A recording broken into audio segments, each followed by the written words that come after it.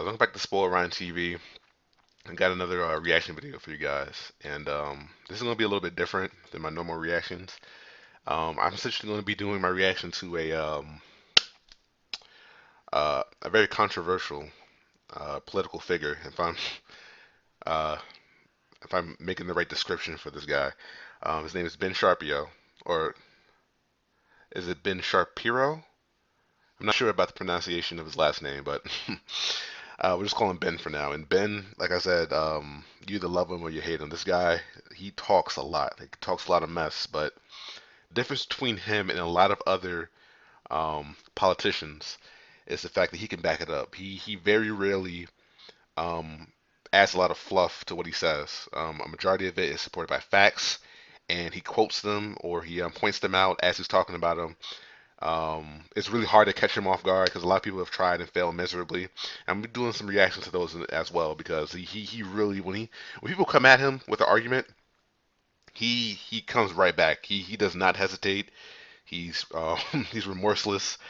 If I'm using that word correctly, he has very little remorse for his opponents, and he like I said, he's merciless. He will destroy you if you come at him with like BS or just you're saying things without having your information correct or having reliable sources for this information. He's gonna destroy you.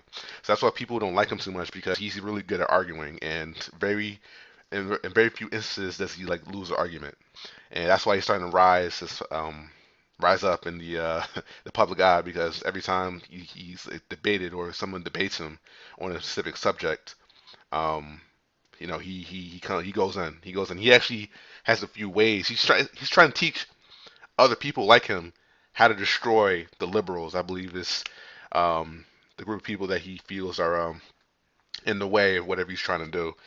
And yeah, like I don't like to get involved in politics, but I have great respect for good argument, and regardless of my opinions, because I don't agree with the majority of what he says, but I do respect the fact that he knows what he's talking about and he can back it up, like I said. So we're just gonna start this. Enough of me talking. Let's get into it. And as you can see from the title of this video, things about to get heated. So let's get into it. Obama has been terrible from beginning to end. He's divided us along racial and sexual lines. He's divided us along every line he could find. He came in with a great promise. Because the expectations for Obama were so high and he fell so short, he's really divided America. I think he's trolled the Republican Party into irrelevance, and I think that he's taken his own party to Bernie Sanders land.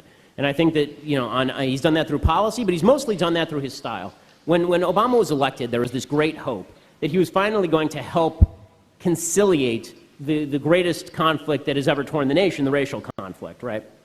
And instead he came in on the basis and governed on the basis that if you oppose him, it must be because you are black. And if there are imbalances in terms of equality, that is inequity, right? Inequality equals inequity. So if more black people than white people are going to prison proportionately, that must be because people are racist. It can't just be because too many black people are committing crimes, right? So by doing that, he's divided people along these lines. And you can see it in the Gallup polls. I mean, people now feel that the racial conflict in the country is at heights it hasn't been for decades. That to me is the most damaging thing, is that he's reverted American politics to a form of tribalism that I find very scary. In terms of his actual policy, Obamacare is destroying the medical system. It's raising premiums for people who are in the system. It's going to end up with an actual form of care that really is just redistribution of care. Which is going to hurt the people who are youngest and the people who are oldest. There's a reason Ezekiel Emanuel, who designed his Obamacare program, says he wants to die at 75. They're going to end up redistributing health care, and they're going to end up restricting it. As far as the economy, his economic policies, if you look at American history, every time there's a big bust, there is then a similarly sized boom, unless you have a massive government policy like FDR and Hoover, or unless you have a massive government policy like Barack Obama. So on domestic policy, he's been terrible. He's pushed government into realms it never was before and created conflicts that weren't there before. So, for example, on the gay marriage issue, my position on this has been that the government should get completely out of the business of marriage. I think the government sucks at everything, and they suck at that too. So. What Obama has done instead is he said, okay, let's enshrine same-sex marriage for the purpose of cramming down on religious institutions the idea that they must participate in something they believe is sinful. That's not live and let live. That's live like me or I won't let you live. Right? And that's dastardly stuff. You know, when it comes to his foreign policy is the worst of all of his policies.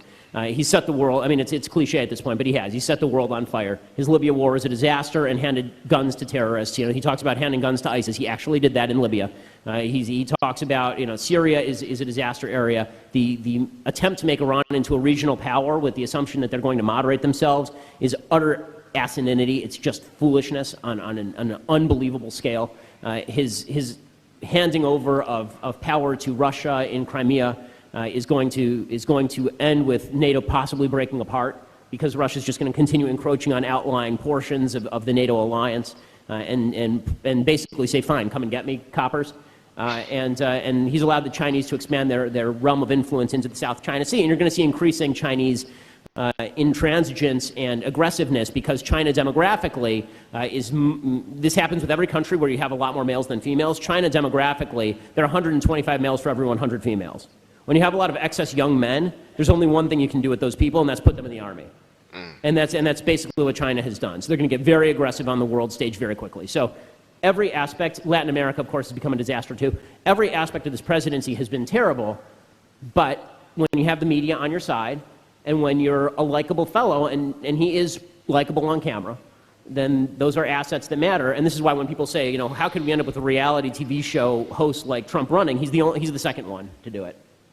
Right? Obama's the first. You don't do interviews with the lady who sat in a bathtub full of Cheerios and Fruit Loops, and then tell me about how terrible it is that Donald Trump used to be on The Apprentice.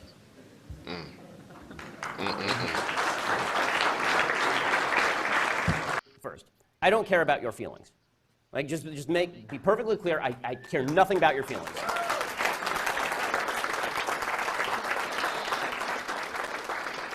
I don't want to hear about your feelings. I don't want to hear about your subjective emotions. I don't want to hear about your heart cries out to the, I don't care. You're not my wife. You're not my kid. I don't give a damn. Yeah, chromosomes don't necessarily mean you're male or female. Gender. With gender identity. Go ahead. No, so especially, but even so, you have a thing like Klinefelter's syndrome. So you don't know what you're talking about. You're not educated on genetics. Would you like to discuss the genetics? Or well, no. What are your genetics? Sir?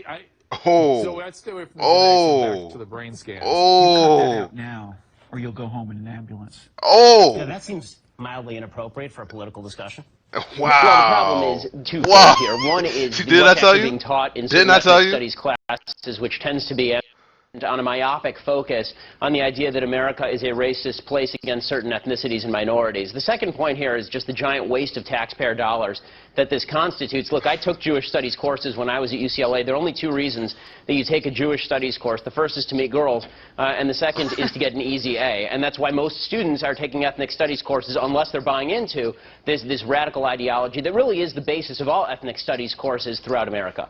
It's absolute nonsense, Peter. My position on Israel was made clear in the 2013 column, and to call me equivalent with people who are murdering Jews is insanity. It's beyond insulting. And if there's anybody who's emboldening Hamas to kill more children, it is you, because it is your policies which have emboldened Hamas. They know that people like you are going to get on American television and talk about how the Palestinians are meek victims, and whenever they fire rockets, it can be justified by Israeli policy. Hamas celebrates every moment you're on television, Peter. Relationship between employer and employee, and I think this is really the root of the morality of minimum wage when it comes down to it. And in two sentences here is that I would never force an employee to work for an employer at a given wage. That violates the 13th Amendment and constitutes slavery or indentured servitude. By the same token, I would never force an employer to pay a given wage to an employee, because that is a lack of consent on the part of the employer and violates basic principles of fairness as well as freedom. You to consider, you can believe what you want, but I would ask you to consider this. Shouting institutional racism does not actually combat racism. You have to find individual instances, and you have to show me who the racists are so that we can fight them together. I hate racism. I think it's evil. But if you're just going to say institutional racism every time something bad happens, there's no way to fight it. I need a policy that you're proposing, or I need a person who's actually racist so that we can fight it together, or we can determine whether the policy is good. What I find really problematic is the virtue signaling that I see by so many people on the other side, which is, I don't have to give you the racist, I don't have to tell you who he is or what measures I'm proposing. I just say institutional racism. Everybody cheers for me because that's an approved point of view, and now we move on with our lives. You haven't helped anybody. You just make yourself feel better. If you want to, have her respond, please. Well, I think that just This guy's institutional racism in and of itself. First of all, I would say that the majority of the people that do bring up institutional racism do also have solutions as to how to combat it. But Which invariably involve encroaching on other people's liberty. But yes. Well, I would just say that there is kind of, again, I feel like you're painting a wide and diverse group of people with the same brush and saying that if you can't point to a policy or if you can't point to a person, then you're just wasting everyone's time. And I think that a lot of people are trying to point to policies, and while I think that the idea of pointing to a racist person is fundamentally in contrast with the idea of institutional racism, because institutional racism grapples with implicit bias in the society as a whole, or not like a ghost in the machine, but in individuals. Unless you're connecting that to a policy, it's a cop-out. Oh. Because now we're ghost hunting again. Oh. If you just said to me, we have a problem in American society, income inequality, right? It's a problem in American society. If you just gave me any problem, and I said, well, that's the Bilderbergs' fault, right? That's the fault of the Bilderbergs, right? It's a conspiracy. It's the fault of the Bilderbergs, right? There are all these conspiracy theories about the Bilderberg group. Now, let's say that it's the Bilderbergs' fault, or it's the protocols of the elders of Zion. It's whatever it is. There's some conspiracy out there. You would say to me that's not useful because what are you even talking about? When you say institutional racism, it's too broad. You at least have to name me the institution. Which one is the racist one? Which institution is racist? Tell me which, so we can fight it seriously. So we can fight it together. Just shouting slogans like institutional racism it's not effective. Shouting white privilege is not effective. I want to be on your side. I do. I want to fight racists. I think racist behavior is evil. I want to fight it with you, but I can't fight it if you're not showing me what it is. And we have to decide together if the policies you're proposing will alleviate racism or exacerbate racism. And it turns out, I think that a lot of the policies proposed by the left, I think institutional racism is usually a lever for proposing a policy that is actually unpalatable to freedom, and then castigating people on the other side of that policy as being in league with the institutional racism. Is to show Israel's side and then Hamas's side and then claim that balance has been achieved. Well, that's the sort of media coverage that would have led to the West losing World War II. So I'm not a big fan of that sort of balance. You're the one who's actually equating Hamas and Palestinian civilians. Those are not equal. The hell I am. Why would you do that? Hamas is a terror. Because you're saying that when the media shows civilians being killed, they're somehow propping up Hamas. That's not true. That is not what I said. You're saying... I did not say that at all. I said you feel free to show civilians being killed. What I suggested is that you should provide all the context for those civilians being killed. And as far as the other woman who's on with me, I'm not familiar with her name. You know, as far as her personal insults, I mean, I'm not going to get into the quality of the movies that are made based on her books. I think that we can all stay away from that. Black families have zero or negative wealth. White family worth, in terms of financial worth, is 69 times more than that of black families. Given this disparity, how can you argue that racism is not a driving factor in income inequality? Because it has nothing to do with race and everything to do with culture. And when you have a culture that doesn't, you know what? Explain to me. You explain to me why black kids aren't graduating high school. Explain that one to me. Explain to me why black kids are shooting each other in rates significantly higher than whites are shooting each other. Explain to me why 13% of the population is responsible for 50% of the murder. Explain to me why the number of black kids in prison, not for innocent reasons, not for walking down the street and getting pulled into a prison, is so high. Explain, if it has nothing to do with culture, explain to me why the single motherhood rate in the black community jumped from 20% to 70% in the same course of time that the civil rights movement has made such tremendous strides. Is America more racist now than it was in 1960? And if it is, please explain to me how that happened. And I think the reason that it's about left and right here is because fundamentally the right believes that the basis for the Second Amendment, and they believe in the Second Amendment, the basis for the Second Amendment is not really about self-defense and it's not about hunting. It is about resistance to government tyranny. That's what the founders said, and that's what the right believes in this country. Which tyranny are you fearing yourself? I fear the possibility of a tyranny rising in this country in the next 50 to 100 years. Let me tell you something, Piers. The fact that my grandparents and great-grandparents in Europe didn't fear that is why they are now ashes in Europe. So this kind of leftist revisionist history, where there's never any fear of democracy going usurpacious or tyrannical, is just that. It is fictitious. Let's start with the notion of white privilege, which has become this buzzword that you hear all the time now. White privilege is responsible for everything up to and including the Kardashians. It's responsible for everything, white privilege.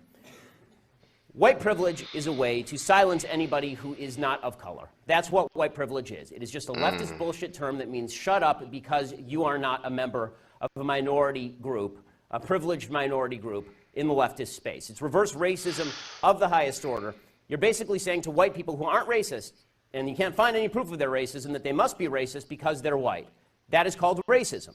If you are accusing somebody of something simply because of the color of their skin without any evidence, that's called racism, gang. Statistical disparity, and you determine that that is not a racial disparity, it's something else.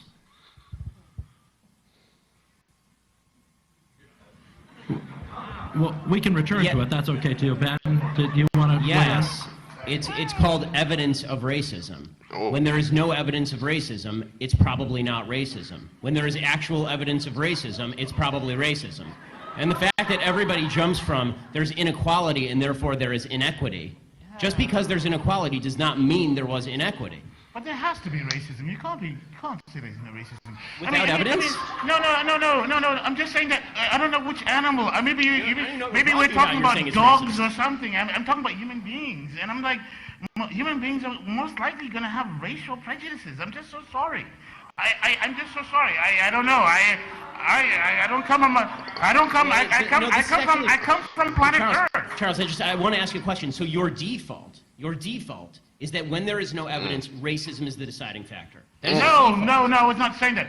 I'm just saying that you're going to have sexists, you're going to have racists, you're going to have all this stuff. I mean, I'm just saying that... I agree it exists, but the problem that I'm seeing, and this is the problem with the general conversation, is that there's no solution in simply saying there's racism out there. How does that solve anything? And when you talk about there's institutional racism, what does that mean? Show me a law that is racist in intent, and we will agree. Show me a police officer who commits a racist act like we saw in South Carolina, right, where a police officer shot a black man running away and it was obviously unjustified, and I will agree. But you need... The idea that you can craft a narrative based on no racism because it just must be somewhere out there in the ether, that doesn't solve problems for anybody and creates more problems for people because now they grow up in a milieu and an environment where they are told that every obstacle they face is from some shadowy, nameless, faceless group who's out to get them simply because of the color of their skin. They'll never succeed in that environment. Here's the deal with white privilege. Because white privilege always assumes racism without evidence, always assumes racism without evidence, when there is no racism, they simply make up the evidence with regard to white privilege. So here at Mizzou, they just make up the evidence of white privilege. They can't find evidence of white privilege, so what they do is they just make it up. Right? They make up stories about how a poop swastika, which I'm Jewish, okay? Swastikas aren't aimed at black people. Okay, a poop swastika in a bathroom somewhere, this is somehow evidence of a grand racist conspiracy led by Tim Wolf. Right? Oh my God. Yeah. I wasn't aware that Tim Wolf scrawls poop swastikas in his spare time. Oh my God. Right? When it comes to stories like Jonathan Butler's story about how he was hit by the president's car, he was hit by Tim Wolf's car. If you watch the tape, he was not hit by Tim Wolf's car. There's a thing called video, gang. You should use it. Okay? He jumps in front of the car and steps into the car. Okay? He acts like your kid acts, or you used to act when you were a kid and you didn't want to get in trouble for hitting your sibling, so you took your sibling's hand and hit them in the face and said, stop hitting yourself. Okay, that's what Jonathan Butler did, and then he claimed that he was a victim of systemic racism thanks to this, and then went on a hunger strike, the answer to which should have been, okay, so starve. On this issue, because what you do, and I've seen it repeatedly on your show, I watch your show, and I've seen it repeatedly, what you tend to do is you tend to demonize people who differ from you politically by standing on the graves of the children of Sandy Hook, saying they don't seem to care enough about the dead kids. If they cared more about the dead kids, they would agree with you on policy. I think we can have a rational political conversation about balancing rights and risks and rewards of all of these different policies. But I don't think that what we need to do is demonize people on the other side as being unfeeling about what happened.